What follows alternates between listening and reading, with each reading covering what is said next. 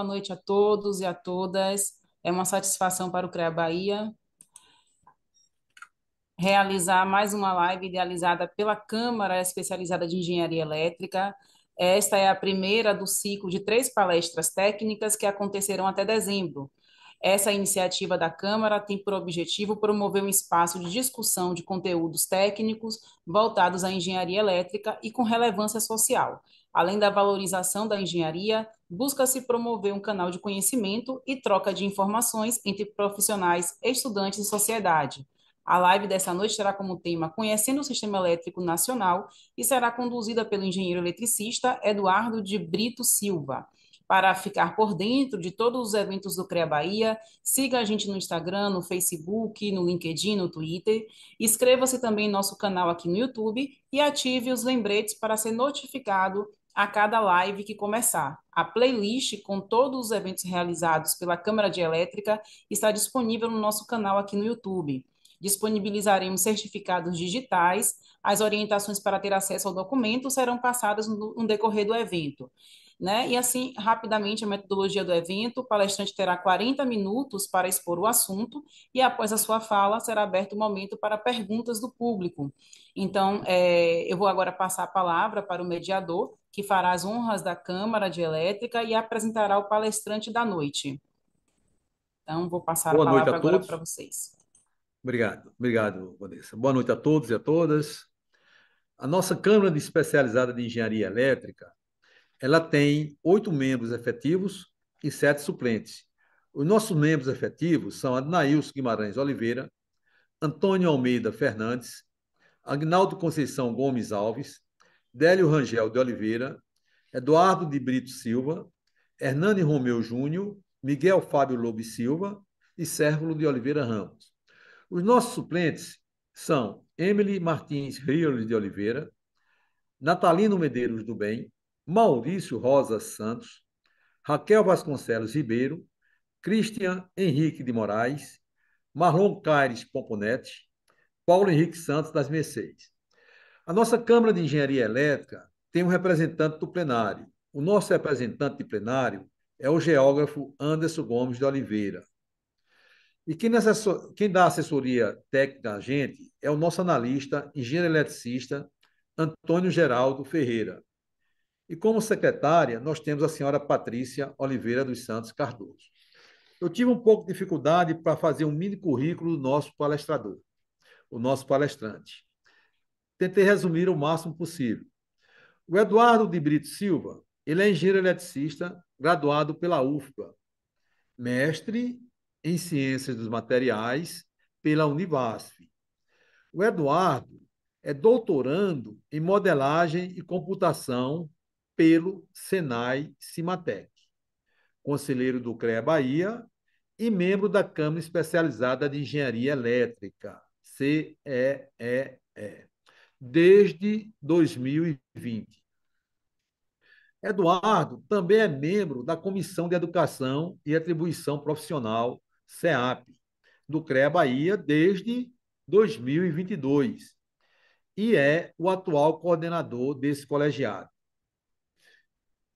Ele também atua desde 2003 no setor elétrico, em especial no segmento de transmissão de energia elétrica. Com a palavra, o nosso doutorando e conselheiro do CREA Bahia, Eduardo de Brito Silva. Boa noite. É com muita honra aí que eu recebo essa missão aí da Câmara de Elétrica e do CREA, nessa confiança de fazer umas palestras, né? Assim, estamos no terceiro ou quarto ano assim, de palestras assim, técnicas, tentando ajudar assim, a comunidade, né? Assim, a desmistificar um pouco a engenharia. O nosso papo de hoje é uma introdução sobre o sistema elétrico nacional.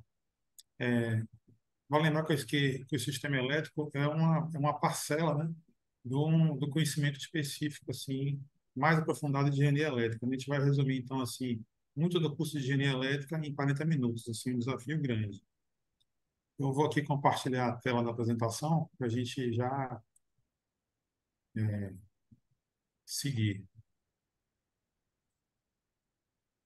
assim, já estamos vendo, né, a tela? Estamos sim, tranquilo. Bom, então eu vou, sim, então, novamente, o nosso assunto é conhecimento do sistema elétrico nacional. A gente aqui vai, meu slide passou aqui, mas na tela não está vendo passando. Vamos ver passar aqui, não está passando não. Vou descompartilhar e compartilhar novamente aqui.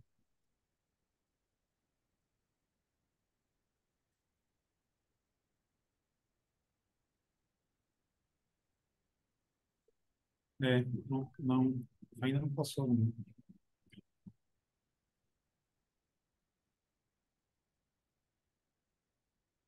Já tinha tentado.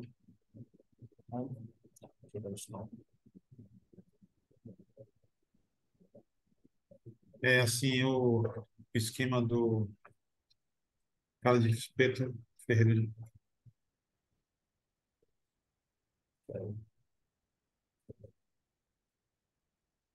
Beleza. Então vai rolar assim. Então, muito obrigado aí, Rodrigo. Então, assim, mais esse pequeno contratempo, peço desculpa a vocês, né? Então, nosso assunto é conhecimento instrumento nacional. A gente vai é, abordar o tema dizendo o seguinte: o sistema elétrico está inserido numa indústria maior que chama indústria da energia.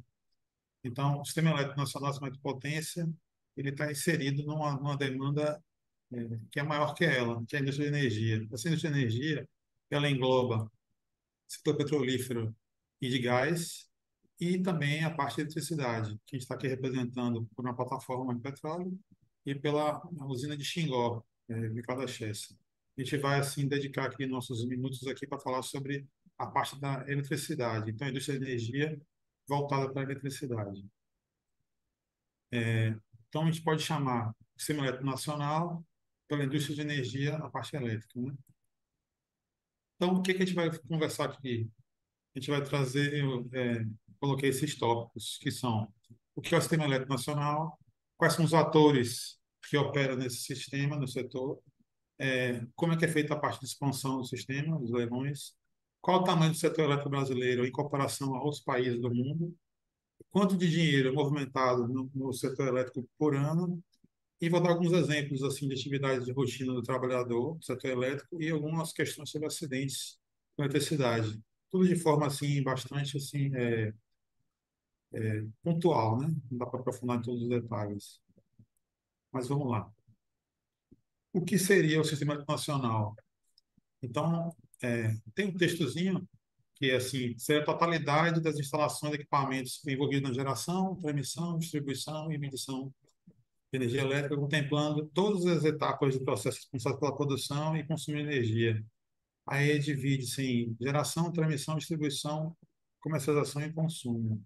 Mas essa informação é informação técnica, né? Informação assim conceitual. E a gente vai tentar desmistificar.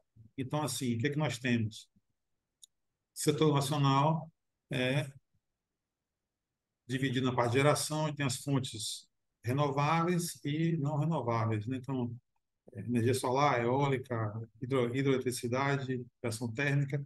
Temos aqui, pelo nosso contador aqui, né, as subestações, a linha de transmissão, subestações elevadoras, a linha de transmissão, é o caminho, né, que faz com que a energia gerada num ponto A, normalmente as usinas não são afastadas de centros urbanos, né, para chegar ao centro urbano, ela tem que ter um caminho, uma estrada, né, assim, um direcionamento. Então, são as linhas de transmissão que fazem essa transporte da energia. Subestações abaixadoras, e aí nós temos a entrega dessa energia para as indústrias, para hospitais, para as residências, e a gente já tem essa noção dos postes, né, na rua, como são pontos de eletricidade, né? O Sistema Nacional ele é composto de duas divisões. Assim.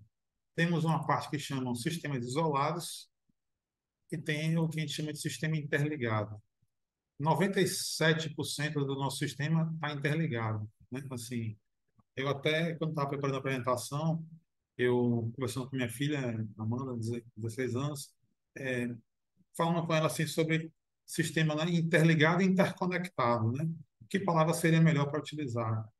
O SIM, Sistema Interligado Nacional, já é um nome padronizado, mas eu, entendendo assim que poderia fazer assim, uma coisa mais moderna, aí perguntei, rapaz, interconectado, o que que você acha? Porque conexão é uma coisa que cai, né? Conexão é uma coisa frágil, conexão é uma coisa que temporária, né? Quando está interligado, você está fixo rigidamente. Eu dou até o exemplo do cordão umbilical, né? Então, isso, você está uma ponte, né? Uma ponte interliga, ela não interconecta, ela interliga. Então, aqui no nosso mapa, nós temos interligações, né?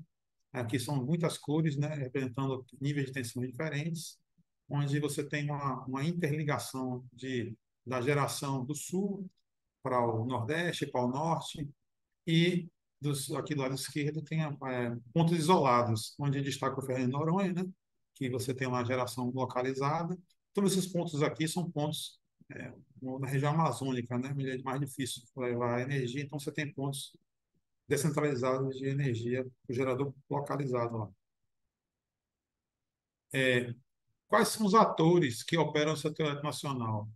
Veja, eu preparei um vídeo curto de 2 minutos falando sobre essa questão dos atores, onde eu mostro assim numa maquete o que dá uma visão mais assim ilustra melhor o que seria os atores do setor elétrico, né? Assim, então peço que o pessoal aí do apoio assim passe o vídeo, por favor. É possível? Olá, eu sou Eduardo Vitor, eletricista, e vim conversar sobre o setor elétrico potência. A gente, para falar sobre o setor elétrico, é, desenvolvemos até Oi, uma Laciel. Não tá sendo transmitido no YouTube, não. geração, geração hidráulica, geração eólica, a geração Se nuclear. tiver dificuldade, eu passo adiante. Eu volto depois a ele. É. Ok, ok. Tá bom. Que são as agências reguladoras, tais como a INS, a Tem que ANEEL, a voltar, né? Empresa de Pesquisa Elétrica e o Ministério de Energia. Agora Olá, foi. Tá transmitindo. Mas tem que retornar um pouquinho, né? a gente Ele botou e tirou, Laciel. Esse vídeo assim para assim, ilustrar, né? Para não ficar assim apenas a gente conversando aqui como se fosse um quadro negro, né? Um slide. Então a intenção era essa, assim, de tornar mais lúdico. ilustrando aí as diversas áreas de produção, seja geração, geração hidráulica, geração eólica, a geração nuclear, temos aqui linha de transmissão, e para falar sobre elétrica a gente tem que falar sobre dois atores importantes. Um ator que parte da regulação, fiscalização e normatização, que são as agências reguladoras, tal como a INS, a ANEEL, a Agência de Pesquisa, a Empresa de Pesquisa Elétrica, o Ministério de Energia e outros correlatos. E tem a parte de produção, a parte produtiva, as empresas de geração, transmissão, distribuição, comercialização e temos, no caso, os consumidores de energia, todos nós, que movimentamos a economia ao acender a lâmpada em casa. A gente falou rapidamente aqui sobre a parte de geração, né? Temos aqui, ilustrando aqui a usina eólica, e a gente acendeu aqui esses LEDs assim para falar sobre a parte de transmissão.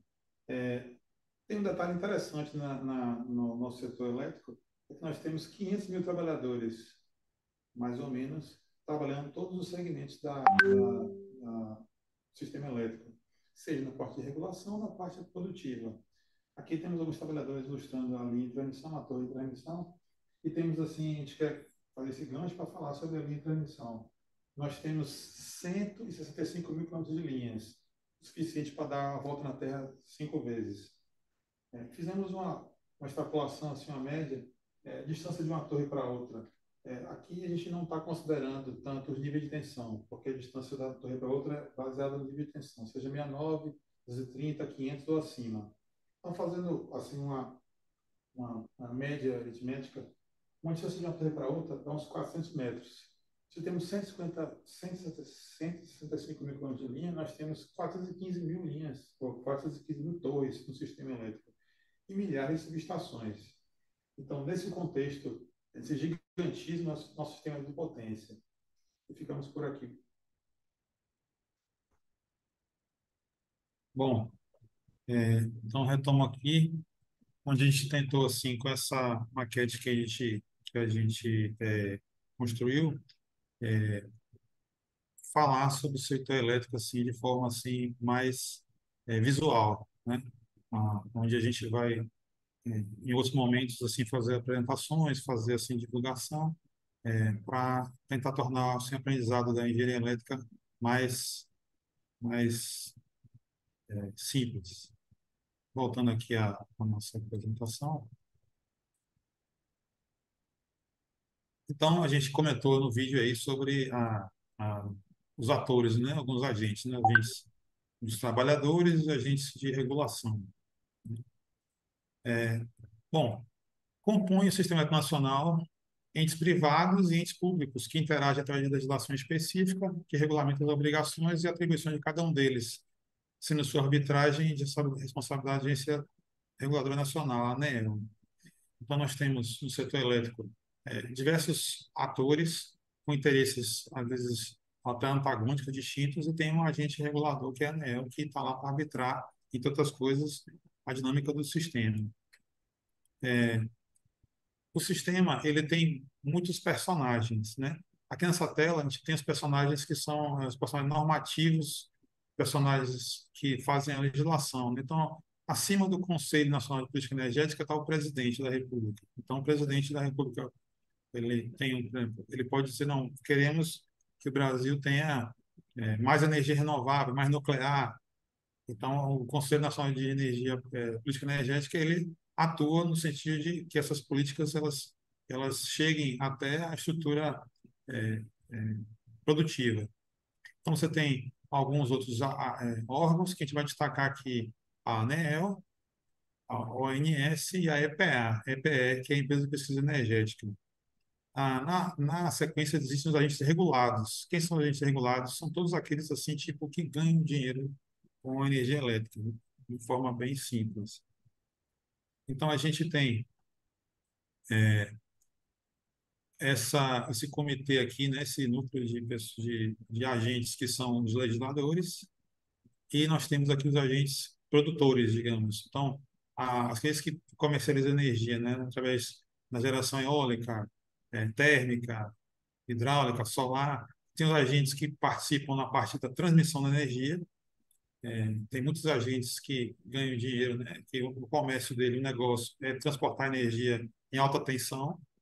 Temos os agentes da distribuição, que aqui na Bahia, a Coelba é um agente de distribuição, outros estados têm os seus agentes concessionários. E nós temos aqui o consumo e a parte de comercialização. Então, todos nós estamos inseridos no setor de uma forma ou de outra, né? A nossa conversa aqui vai aprofundar um pouquinho na ANEEL e na ONS, que são as agências principais, assim, né, no tocante ao dia a dia da rotina do segmento da eletricidade, né? A ANEEL, a nossa Agência Nacional de Energia, o que que ela faz? Ela arbitra o sistema, proporciona as condições favoráveis para que o mercado de energia elétrica se desenvolva com equilíbrio entre os agentes. Então, a fiscalização de todos os agentes através dela, ela apresenta e acompanha os leilões de energia, e os promove, né, divulga, estabelece as revisões tarifárias, apura a disponibilidade do sistema interligado nacional e faz a arbitragem de conflitos. Então, ela tem muitas responsabilidades e sem essa agência as coisas sairiam no controle. Os leilões de energia, que são as atribuições que a ANEEL tem, são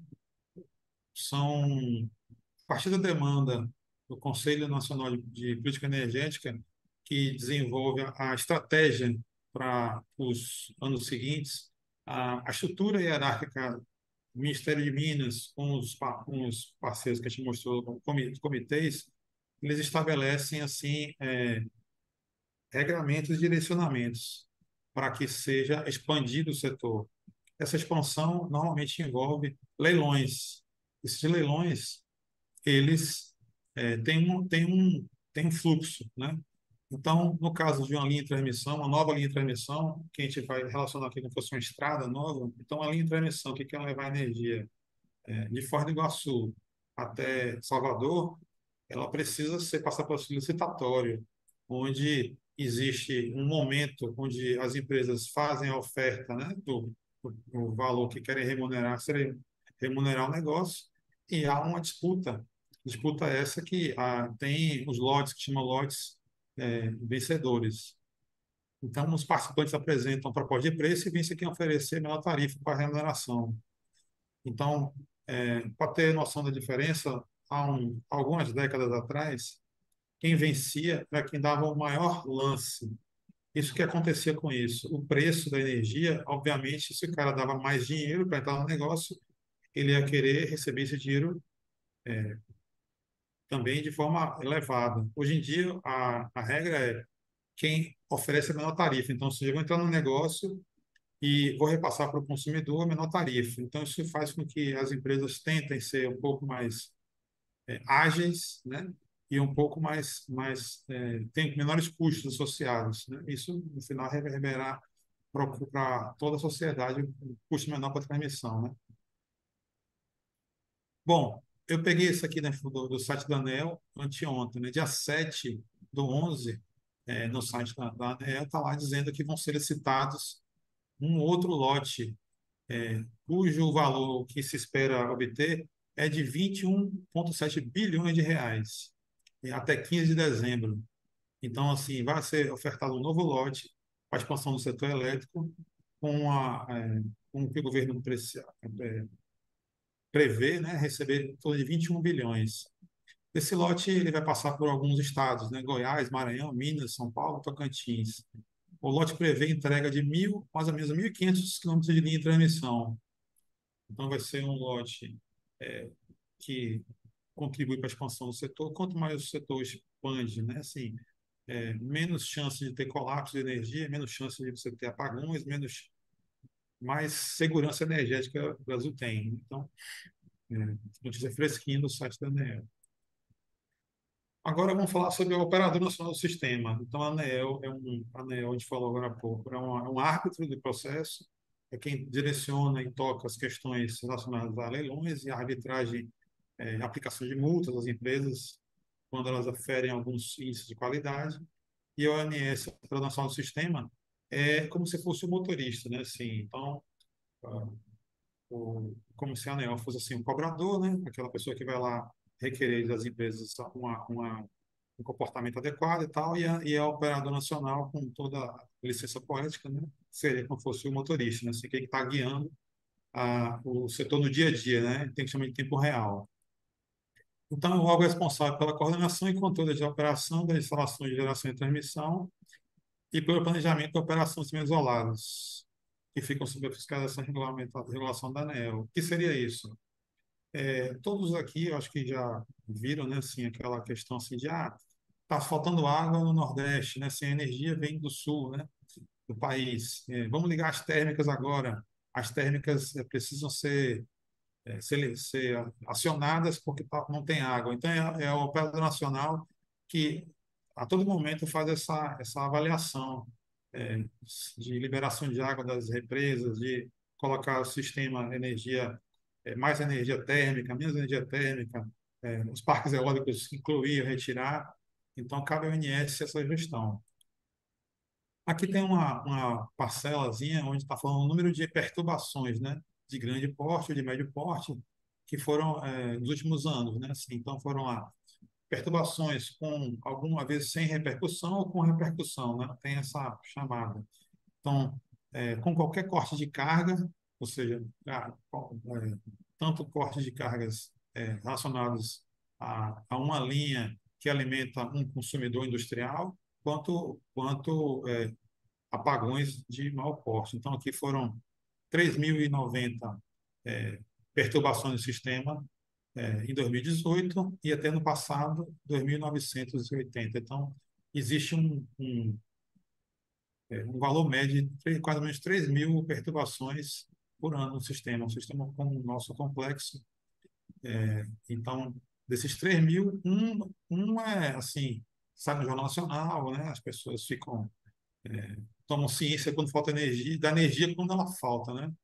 Então, quando não falta, está todo mundo bem. Quando ela, não, quando ela falta, aí é um caos, né? Vê se agora São Paulo a situação, né? Podemos até comentar sobre um pouquinho essa questão da Paulista. É, além disso, o operador nacional, como o Tito está comentando, ele é responsável pela gestão do fluxo energético. Então, se no sul do país tem mais, choveu mais e as represas estão mais cheias, e você tem no Nordeste assim uma escassez hídrica, então ele opera o sistema de forma que a energia flua do sul para o norte e ao contrário quando o inverso ocorrer, né? Então, quando você tem assim muito transporte de energia, como foi o caso lá de no mês de agosto, 15 de agosto, então havia um transporte de muita energia do sul para o nordeste e houve um balanço energético. Esse balanço retirou uma linha que, assim, por cascata tirou outras, assim, repercutiu num problema severo de corte de carga de muitos estados, né? Então, essa gestão, quem faz é o INS, esse fluxo energético. Bom, mas a gente está falando da indústria de energia, e como é que diria as pessoas, né? Bom, Brasil, né, na fila do pão, né, como é que é o Brasil na fila do pão em relação a sistema elétrico? Em relação a outros países, como é que nós estamos, assim, em termos de pujança, tamanho? Bom, em termos de tamanho, o nosso sistema é como se você tivesse transportado para a Europa, né? Então, assim, esse slide muito famoso assim na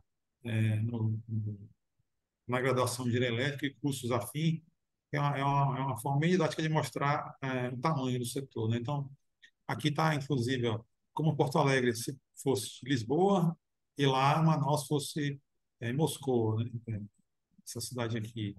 Então, todo o setor elétrico, o sistema de potência brasileiro, pode ser transportado para a Europa, né? Então, você vê o tamanho, a quantidade de países, né, e o tamanho que a Europa tem, caberia o sistema nacional lá. Então, vê que realmente é gigantesco, complexo. Bom, agora em relação ao mundo, né, a nossa indústria de energia, como nós temos capacidade de geração em gigawatts? Gigawatts é 10 a nona potência, né, em termos de watts. Então, aqui eu separei dois pontos, né? A China e o Brasil, né? A China representa, em termos de potência instalada, 29,5% da energia global. O Brasil, 2%, 2,5%, né? Houve um acréscimo da energia aqui de 6%, né, nos últimos 3 anos, assim, né, de capacidade instalada, e a China crescendo 6% também, só que a China cresce 6% em cima de um valor 10 vezes maior que o nosso, né? 15 vezes maior que o nosso. Então, realmente é uma potência, né? Então, ver aqui outros países, assim, comparativamente, né? Os Estados Unidos também é muito superior ao nosso, 10 vezes mais de capacidade instalada, representando 14% da capacidade instalada do mundo, né? 15%. Então, veja a disparidade nesses países, assim, com quanto tem potência instalada de energia. Então, o Brasil, na fila do pão, ele é um ator relevante. Em termos de energia renovável, a gente tratou aqui no slide anterior de energia, capacidade sem levar em consideração se era renovável ou não. Aqui, fazendo só um corte sobre energia renovável, a gente tem também aqui, ó, o Brasil é 5% do participação mundial, né? A China, 33%. Isso aqui em relação ao ano de 2021, né? Então, aqui são dados da agência reguladora americana, e o Brasil forneceu, tem lá no site da EPE, o Balanço Energético Brasileiro, onde estão essas informações apuradas, né? Então, vê que a capacidade instalada em energia renovável ainda é grande. O Brasil é potência, 5% da energia renovável está no Brasil. Os Estados Unidos tem 11% e a China 33%. Veja que realmente a China é enorme, né? Agora, a comparação nossa em termos de consumo, né? Bom, a gente está gerando energia e ela tem que ser consumida, senão ela é exportada, né? Se o Brasil não consumir energia na verdade, tem uma correlação direta entre o que você produz e o que você consome. O excedente da produção teria que ser exportado para outros países. Tudo que você não tem como você gerar e não ser consumido. Tudo que você aperta uma tomada, uma lâmpada, liga um liquidificador, liga a televisão, a energia instantaneamente chega para você, né? Então, a demanda ela é instantânea. Então, a geração acompanha a demanda. Bom, o Brasil aqui tem 2%, mais ou menos 2% do consumo mundial de energia. A China tem 31%, os Estados Unidos 16%, né? A Índia 6%, a Rússia 4%, o Japão mais ou menos 4%. Então, vê que o Brasil é a nona economia do mundo, voltou a ser a nona economia do mundo, e em termos também de consumo de energia, está entre as 10 maiores. A Coreia do Sul, que é um país pequeno, né, tem 2% da energia é, na seu consumo, né? Então, isso para 2021. Então, realmente, assim, o nosso tamanho, nossa economia, assim, ela pede realmente uma participação grande na parte energética. O Brasil é bastante forte nessa área. Bom, a gente vai falar sobre alguns outros detalhes do setor elétrico. Vamos entrar agora em outras vertentes.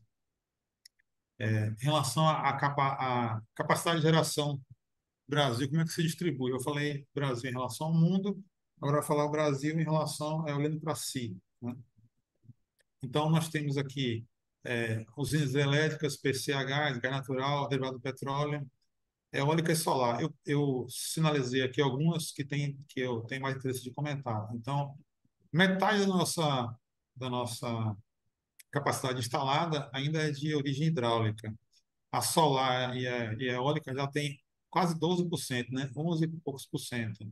Foi dado um salto nos últimos 20, 30 anos em solar e eólica a olhos vistos, né? Assim, e derivado de petróleo, em 3,5% seria da origem térmica, né? Então, aqui é o nosso tamanho, olhando o setor elétrico brasileiro para ele mesmo. O que é que está em construção, né? Não é o que vai ser licitado, é o que está efetivamente em construção hoje. Nós temos hoje 140 usinas eólicas em construção, temos duas centrais elétricas, 32 PCHs, que são usinas de pequeno porte, térmicas 45, térmicas em produção, com essa capacidade de outorgada, ou seja, vai entrar no sistema mais 16 gigawatts de energia, 16 mil megas de energia, né, quando tiverem concluídas essas obras. As obras têm datas distintas de conclusão, né? Mas o que está em andamento são essas construções que mostram que o setor continua crescendo. Eu falei no slide, ali no slide, no videozinho, sobre o tamanho da linha de transmissão, né? O 165 mil quilômetros de linhas de transmissão. E vê que ela vem crescendo ano a ano. Há 3 anos atrás era 140 mil e agora estamos com 165 mil. Acabei de falar sobre uma nova licitação que vai licitar mais 1.600 quilômetros de linha. Então, realmente, a expansão ela acontece mesmo até com o Brasil crescendo um pouco menos do que se deseja, né? Então, você tem aqui, em verde, as tensões da linha de emissão. Algumas linhas só vão operar em 230 mil kilovolts e algumas em 500 mil volts acima. Então, esse é o valor esperado para os próximos anos da expansão de linha de emissão, né? É o valor que já existe hoje, na verdade, né?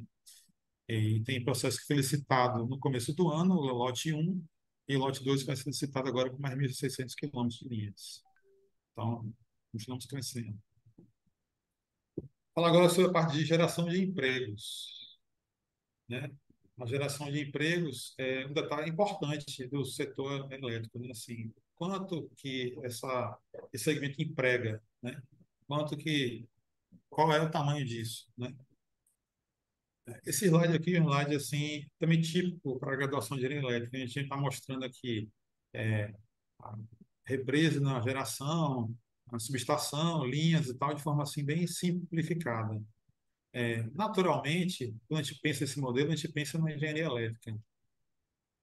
Ok, na verdade, um modelo de sistema de geração de eletricidade, é natural que a gente avalie como a engenharia elétrica a, tendo assim uma predominância, mas seria impossível, evidentemente, um sistema desse complexo sem outras dezenas de outras profissões.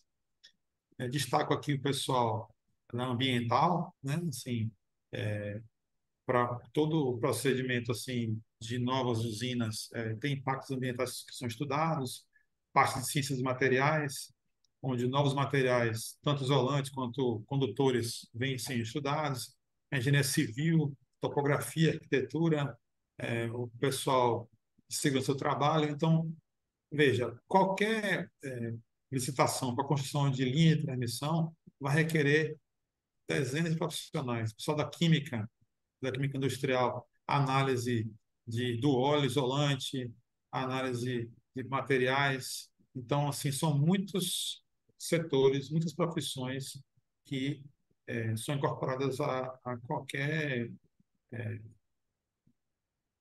trecho do sistema de potência. Ainda falando sobre geração de empregos, a gente consultou um organismo internacional que a Agência Internacional de Recursos de Energia Renovável, a IRENA, aqui é um padrão mundo, né? Geração de emprego, geração mundo. Então, no eixo do X, nós temos total, né,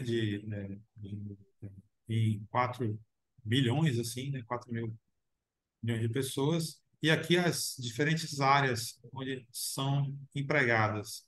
Verifica-se, assim, no mundo todo, uma crescente e contínua empregabilidade na área de energia solar fotovoltaica, a parte de biocombustíveis líquidos, energia hidrelétrica, eólica. Então, aqui tem, no mundo todo, essa avaliação de geração de emprego nessa área de energia.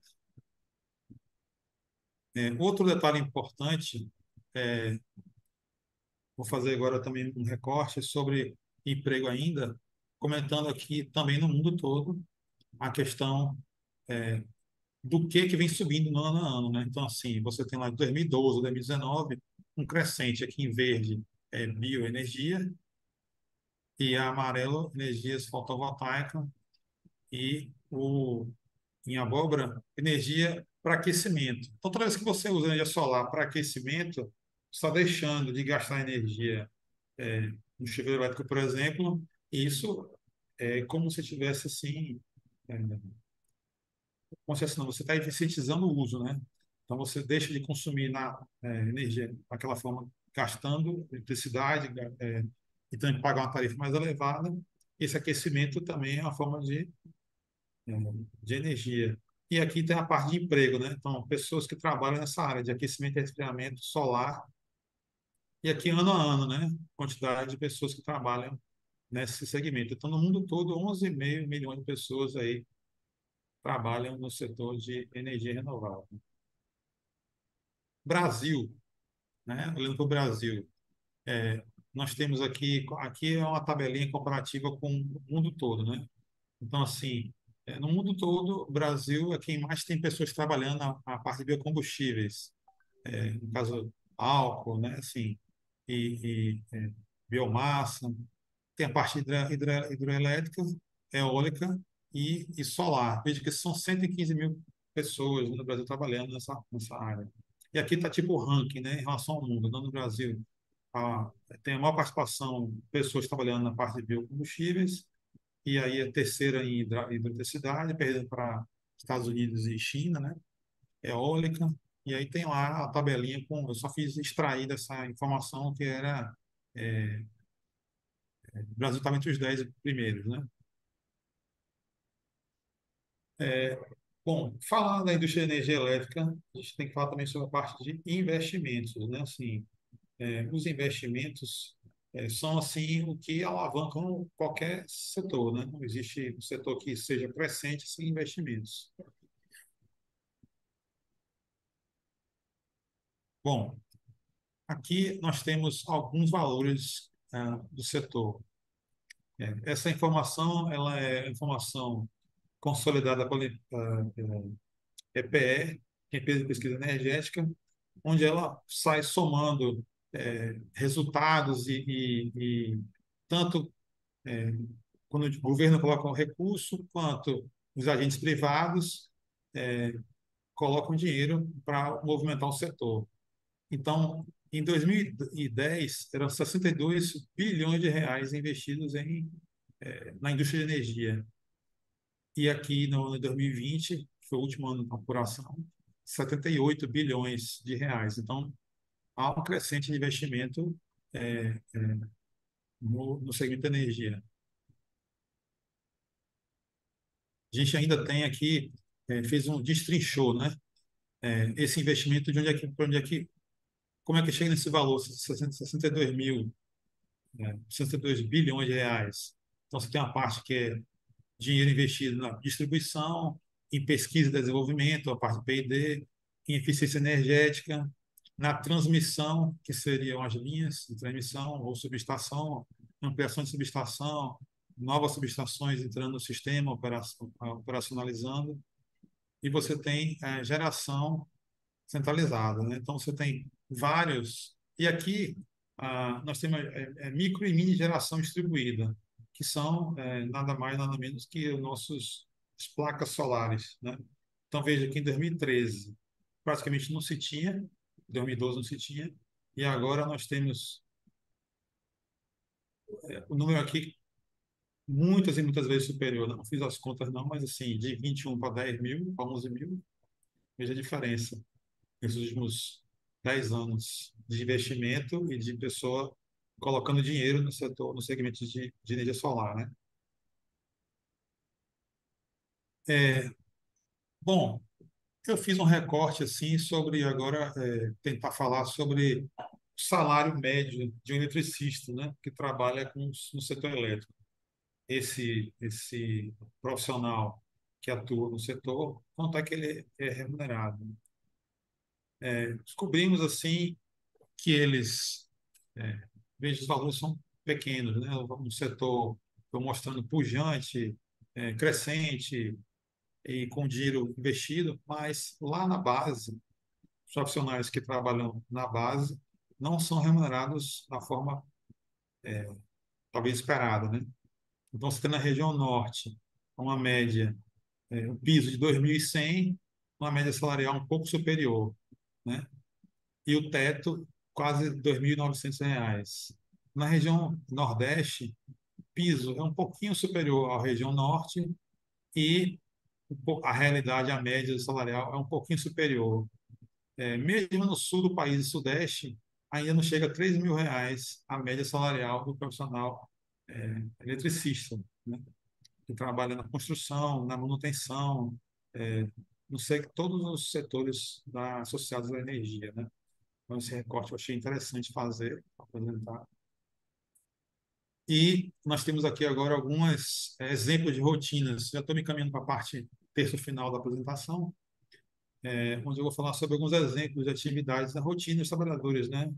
E do setor elétrico brasileiro. O que é feito, né? Quais são as missões? Bom, o agente nacional, o operador nacional e o agente regular, né? Temos aqui uma imagem do operador nacional, com muitas telas, né, para tomar decisão, com muitas informações, e também pessoa no centro de operação, porque existe a ONS, que faz o controle Brasil, mas existem os controles localizados. Os controles aqui da região de Salvador, região metropolitana, tem o centro de operação, o CROIS, na Chesse, que ele faz a verificação Salvador, região metropolitana, Aracaju, Funil, e assim tem outras capitais com o centro de operação associados a agentes de transmissão. Aqui lembra muito aquele operador de tráfego aéreo, né, que fica tomando decisão baseado os aviões que vão chegando e tal. Então, aqui é como se fosse isso, né? Um ambiente estressante, mas um ambiente assim, sem essa profissional, essa operação qualificada, a gente teria muita dificuldade de operar o sistema, de manter o sistema ativo, na verdade, né? Temos aqui profissionais que atuam cotidianamente, né, e rotineiramente na manutenção de linha de transmissão, que a gente chama de linha viva. Né? Normalmente são profissionais, os eletricistas, que a gente acabou de falar, assim, a média salarial. Então, são pessoas que atuam com muita, assim, gostam muito do que fazem, né? Assim, eu atuo diretamente e diariamente com equipes de linha de transmissão, onde só quem vai para essa área é apaixonado, né? Porque a pessoa trabalha tendo que fazer trabalhos assim em altura, sob tensão, né? Acima de 200 mil volts. Você tem toda uma legislação, um planejamento para fazer as atividades, envolve algum tipo de risco, mas controlado, né? Então, equipes para... Muitos trabalhos são feitos, a gente chama de linha viva, porque não se desliga, né? Então, assim, se todo o trabalho que eu fosse fazer tivesse que desligar algum trecho, provavelmente não ia ter, ninguém ia poder nem congelar nada em casa, porque ia ficar o tempo todo desligando para poder fazer um trabalho. Então, todos os dias, milhares de trabalhadores estão atuando nas linhas de transmissão e subestações de energia para que a energia chegue redonda na casa da gente, né? Então, quando tem um desligamento, assim, tem trabalhos que tem que ser feitos desligado, mas é o último dos últimos casos. Tenta-se todas as formas de fazer o trabalho de forma segura, sem desligar ninguém. Outras atividades assim de rotina são inspeções, são feitas inspeções. A gente comentou no nosso vídeo sobre 415 mil estruturas, né, torres, né, no mínimo, né? Eu fiz uma conta bem grosseira. Então são 415 mil torres no mínimo no Brasil. Então elas têm que ser feitas inspeção e manutenção. Manutenção é feita tanto na parte metálica, quanto na parte de chama de isoladores, quanto na própria cabo, né? Então, são 165 mil quilômetros de linhas. A gente falou que dá 5 vezes a volta na Terra. Então, são profissionais que atuam, são assim, realmente bravos heróis. E aqui nós temos uma imagem térmica do equipamento. A imagem térmica ela é feita para que a gente acompanhe o início de defeitos, que a gente chama de não conformidade térmica, ao ponto quente, que aí podem provocar sinistro na subestação. Então, são feitas avaliações térmicas dos equipamentos. Aí também outros exemplos de trabalhos assim em linha de transmissão, em segmento de energia, são instalação, troca de torres, manutenção de transformadores e aqui, no caso, uma manutenção que a gente chama de espaçadores, cabo condutor. Então, são dezenas de atividades que acontecem o tempo inteiro no sistema elétrico de potência. Um detalhe aqui assim mais triste é a parte de acidentes, né? Assim, a gente já está assim, nos últimos minutos da nossa conversa. Bom, a gente tem acidentes fatais, acidentes com afastamento, acidentes de pouca monta, né? Que acontecem não apenas no setor elétrico, mas na casa da gente, né? Assim, a maior parte das pessoas que se acidentam são pessoas em casa. Então, Brasil, em termos de acidentes com eletricidade, a gente no ano passado tivemos 592 óbitos, né? Assim, com choque elétrico, através de choque elétrico, 55 através de incêndio provocado por um curto-circuito e 39 por descarga atmosférica. Então, foram 101 acidentes, dos quais 39 foram fatais, 800 incêndios por sobrecarga, dos quais 55 resultaram em óbito, e acidente com choque, 800 e pouco, 850, dos quais quase 600 resultou em fatalidade. É um cenário preocupante. Aqui temos um recorte de ano a ano, em termos das vítimas fatais, totais, né, de 2018 a 2022. onde você tem assim um valor mais ou menos de 830 pessoas por ano que são vítimas fatais da parte de eletricidade.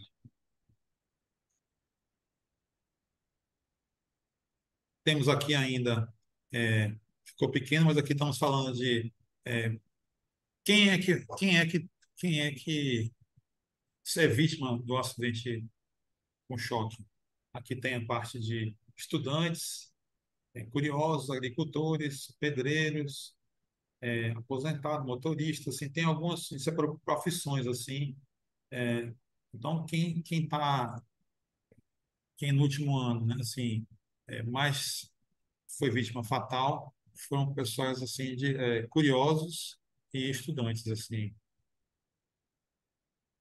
Ainda nessa complementação de acidentes, eu tenho mais outro slide falando sobre a parte de onde é que o choque aconteceu, né? Assim, qual foi o local onde o acidente aconteceu.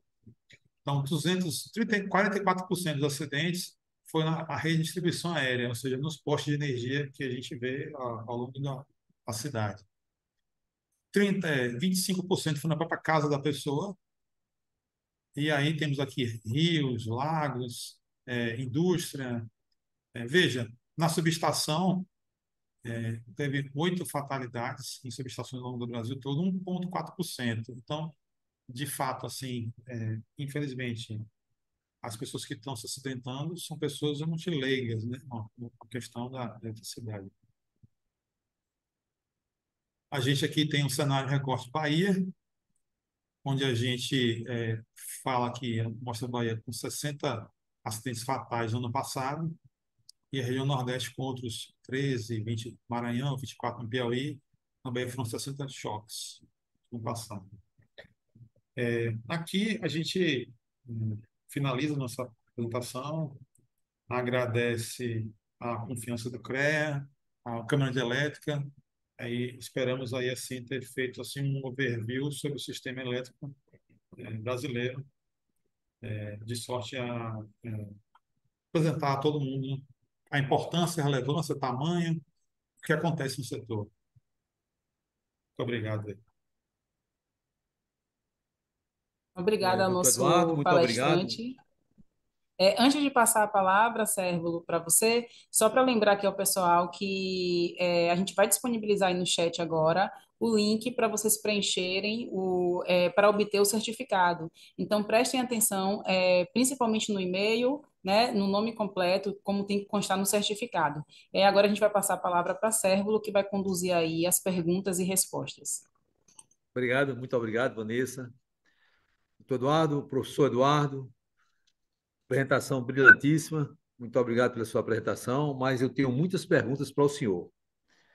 Nós vamos ter em torno de 20 minutos para as perguntas e respostas. Por acaso, se ficar alguma sem resposta, a gente disponibiliza, se vocês puderem, que estão ouvindo, colocar o e-mail de vocês, que ele responderá diretamente, ok? A primeira pergunta que eu tenho para o senhor é: qual a maior hidrelétrica do país e sua potência em watts? Veja, a gente tem Itaipu, temos Giral, assim, mas eu não saberia dizer exatamente a potência instalada, né? Assim, aí eu não tenho memória para isso não, mas assim, nós temos o Brasil é bastante é a potência na energia hidráulica, né? Então Itaipu e a parte lá do norte do país, assim, em geral, Belo Monte são os maiores. Ok, Eduardo. Uma segunda pergunta: quais os problemas típicos que afetam o fornecimento de energia? Bom, é, eu tenho até um slide sobre esse assunto, assim, eu acho que eu vou puxar um slide, mas para talvez não tomar o tempo todo, é, nós temos problemas assim com vandalismo em linha de transmissão, incêndio, queimadas sobre a linha de transmissão, invasão. O que acontece?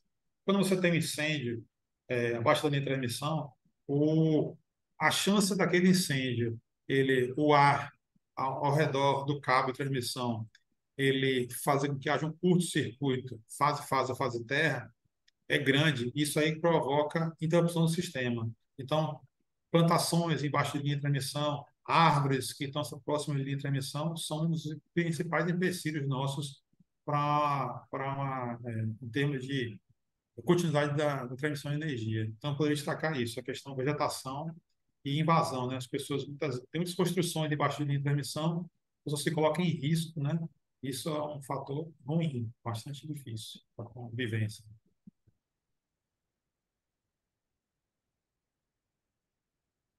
Tá silencioso, Sérgio, não estou te ouvindo, não.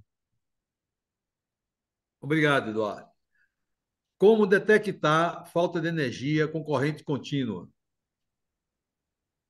Veja, os sistemas de transmissão, eles têm oscilografias, né? Assim, eles têm, todos o sistema ele é feito medições, acompanhamentos. Então, você tem tensão de saída, né? Ou seja, você está enviando tensão para um canto e você tem lá na recepção aquela tensão que chegaria. Então, você tem medição na saída e na chegada. Então, ao você não mandar 1.000 e não receber nada no local, você vai ter um problema, você vai ter que investigar. Aí você tem sistemas de proteção, que são os relés de proteção, que vão identificar defeitos, zonas de falta, e vão indicar assim, olha, é provável que entre o trecho, o quilômetro 5 e o 14, por exemplo, tenha falta de tensão. Isso a gente vê lá na disciplina de proteção do sistema, né? Assim, onde você tem lá curto-circuito, sequência positiva, então você vai ter um relé que faz assim a leitura e acompanhamento, diz assim, ó, é provável que o defeito seja nesse ponto. Então, essa é a verificação que é feita. Bom, tem mais uma outra. Temos muitas perguntas, viu? As invasões das faixas de servidão podem afetar o fornecimento de energia? Sim, foi o que eu disse agora, assim, é, quando você tem construções, plantações, quando você planta embaixo da linha de transmissão, muitas vezes a pessoa faz uma queimada, cana, o cara planta e faz uma queimada para poder mudar a cultura para uma outra. Então, essa fuligem, esse fogo embaixo da linha de transmissão, ele é a coisa que mais afeta a linha de transmissão é isso daí. A questão da invasão, construção de prédios, construção de qualquer muro que você coloque próximo à linha de transmissão, você vai ter chance de ter um curto-circuito e você tirar a linha de transmissão. Então, assim, existe uma faixa de servidão onde deveria ser respeitada, né? As pessoas construir após essa faixa, né?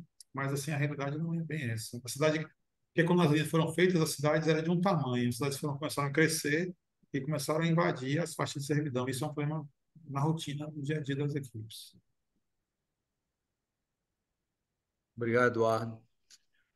Como é feita a modelagem do sistema elétrico e quem é o responsável? Bom, isso aí é um segredo assim interessante, porque você na graduação você faz assim contas, né? Você pega o sistema, um sistema complexo como o nosso e vai reduzindo em modelos matemáticos. Esses modelos matemáticos assim são a estratégia do negócio, né? Ou seja, as empresas, o INS, ela tem modelos matemáticos muito robustos e sempre evoluindo, depois que entra uma linha nova incorporada aos softwares, e são rodados novos estudos para verificar assim, se aquela linha pode ser transmitir quanto de energia, se aquela linha sai, o que acontece.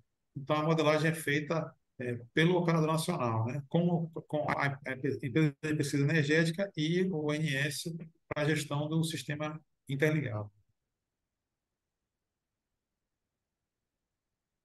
Por que o sistema elétrico interligado brasileiro ainda é considerado frágil? Bom, você fala que tem apagão, acontece apagão, né? No dia que não acontecer apagão, não deixar de ser frágil. Então, o que acontece? A gente tem um sistema que ele transporta energia do sul para o norte, etc., né? Assim como eu mostrei no começo, o tamanho pode se caber na Europa, o nosso sistema. Só que, assim, com a entrada muito forte de energia solar e energia eólica, a gente tem um dilema. Porque quando você coloca no sistema energia solar e eólica no sistema interligado, e você tem uma flutuação, o sistema todo cai. Quando você tem uma energia robusta, tipo por térmica, por nuclear ou por hidráulica, o, você tem um sistema com a inércia maior. Essa inércia, ela faz com que o sistema, o balanço não afete tudo, não, mas quando você tem uma eólica que qualquer balanço ela sai com a natureza da energia, ela não tem muita inércia, nem solar, nem eólica. Então, isso provoca assim uma maior fragilidade do sistema. Por um lado, é bom, você não tem que construir toda hora usinas e mais usinas, nem linha de transmissão, porque quando você tem a geração solar, você está pertinho de casa. Mas quando você vai fazer um parque hidráulico, costuma ficar bem longe da cidade. Então, você tem que ter linha de transmissão para levar. Então, o sistema interligado nacional é robusto, porém, continua com uma fragilidade por conta do tamanho do sistema, a complexidade do sistema e também pela questão da falta de inércia da energia eólica e solar. Inclusive, no apagão, Sérgio, o último apagão que teve agora de agosto, uma das saídas do ANS foi diminuir no sistema interligado a quantidade de geração eólica e solar e colocar mais geração hidráulica nesse sistema interligado. Isso aí vai diminuir muito a chance de apagão. Daquele porte, né, que tirou metade do Brasil. Eduardo, o que é consumidor cativo? Veja, a gente tem o mercado livre de energia, né? Assim, no mercado regulado, nós temos, por exemplo, na sua casa, você está conectado diretamente à distribuidora da cidade que você está, né? Aqui na Bahia, estamos todos conectados à Coelba.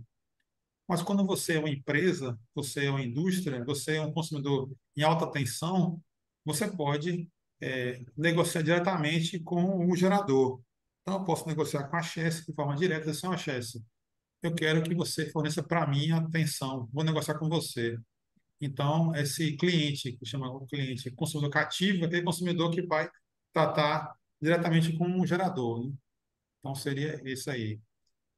Consumidor livre somos todos que estão conectados à concessionária.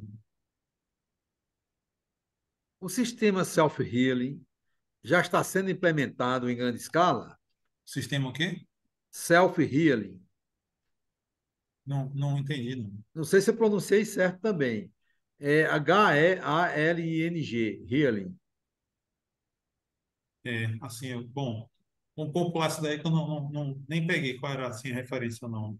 Mas, assim, se for porque tem o sistema por marés, né? Assim, se for sistema por marés, no Brasil, assim, só tem a parte teórica, não tem nenhuma avaliação sobre esse tipo de. Isso é mais para o país do nórdico, né? Assim, que tem esse esquema de marés e tal, mas não é o nosso caso aqui, não.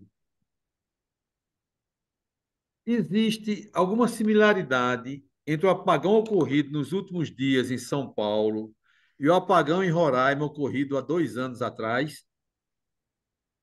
Assim, se a gente for olhar assim, primeira semelhança é que são entes privados, né? Entes privados que estão assim, se apossaram eh, da oferta do negócio, né? Entraram no negócio rentável, bom, e, e isso, pela informação lá de Roraima, por exemplo, assim, eu estudei melhor. Havia uma fragilidade, havia somente dois transformadores conectando Roraima ao resto do país. Um dos transformadores estava em manutenção e o segundo foi sinistrado. Então, ficaram 15 dias sem energia no estado, né? Então, foi um caos. Então, as empresas tiveram que. A Eletrobras, a Eletronorte foi em socorro para o pessoal. E esse de São Paulo, o que a gente notou foi o seguinte: a ANEEL adquiriu recentemente a da Eletropaulo, comprou a Eletropaulo, e houve uma demissão, né? 30 e poucos por cento dos trabalhadores foram demitidos. Houve realmente uma enxurrada, um vendaval, e com a escala grande, mas a recuperação sem profissionais para atuar ficou muito mais difícil, né? Então, não tem como você fazer mágica, né? De mais trabalho e menos pessoas, mais trabalho e menos pessoas, tem uma hora que as contas chegam. Então, a semelhança que eu vejo é essa, né? Eduardo, devido ao nosso tempo, se alguma pergunta ficou sem responder, nós podemos mandar por e-mail. mas nós temos muitos elogios à sua palestra, muitos agradecimentos, e eu, em especial, agradeço a você, foi muito bem apresentado, muito bem colocado. Obrigado pela sua palestra. Você tem considerações finais, no máximo 5 minutos para considerações finais, e depois eu devolvo a palavra para a nossa orientadora do CREA. Agradeço a CREA a oportunidade, mas eu me lembrei de um item assim que eu não falei e me preparei para falar, que é assim, a correlação entre energia elétrica e desenvolvimento de um país. Não existe país desenvolvido sem energia elétrica. Essa energia elétrica em larga escala e barata, né? Assim, então, o Brasil só pode sair assim só pode melhorar os índices dele todos se tiver energia barata e disponível.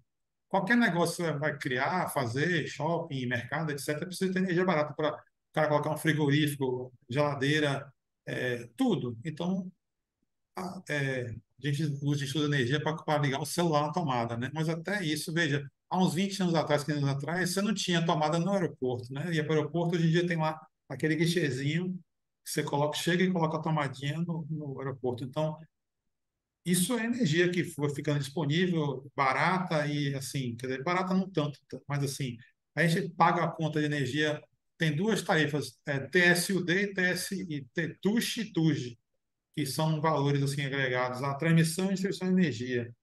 Então, só tem Brasil forte com energia elétrica, tá? Eu estou falando de energia elétrica, mas petróleo e gás também faz parte da indústria de energia. Então, eu queria só fazer essa ressalva, esse ressalte de que a energia é fundamental para o crescimento de um país. Não existe país, tanto que eu citei aqui, não sei nenhum país africano, né, naqueles slides assim, com pujança energética. Só tem países desenvolvidos ali, né, com muita energia só sobressaindo, né? Então era isso que eu queria dizer. Agradecer a você, Célula, nosso chefe aí na Comissão de Elétrica, ao CREA aí por nos oportunizar mais uma vez assim conversar e aos colegas assim que fizeram as perguntas assim. No geral, estou muito grato aí, muito contente. Vanessa, Obrigado, Eduardo. Obrigado, Sérvulo, pela a mediação. Realmente, muitos elogios e muitas perguntas, né? Depois a gente pode, no segundo momento, quem sabe, estender o assunto e falar um pouco mais dentro das perguntas que chegaram, né? Então, agradecemos aí a participação de todos, reforçando para seguir o CREA nas redes sociais, aqui no YouTube, aceitar a notificação, no Instagram, no Twitter, no Facebook, ficar atento aos nossos eventos, estamos sempre realizando eventos, não apenas da Câmara de Elétrica, como de outras câmaras e outros eventos institucionais, e a gente vai realizar no próximo dia 23 de novembro, também às 19 horas, uma nova live da Câmara de Elétrica, que vai ser sobre microgeração solar fotovoltaica. Então, coloquem na agenda e acompanhem nossas redes para ser notificado assim que a gente lançar o material de divulgação. Então, uma boa noite a todos e até breve. boa noite. Valeu.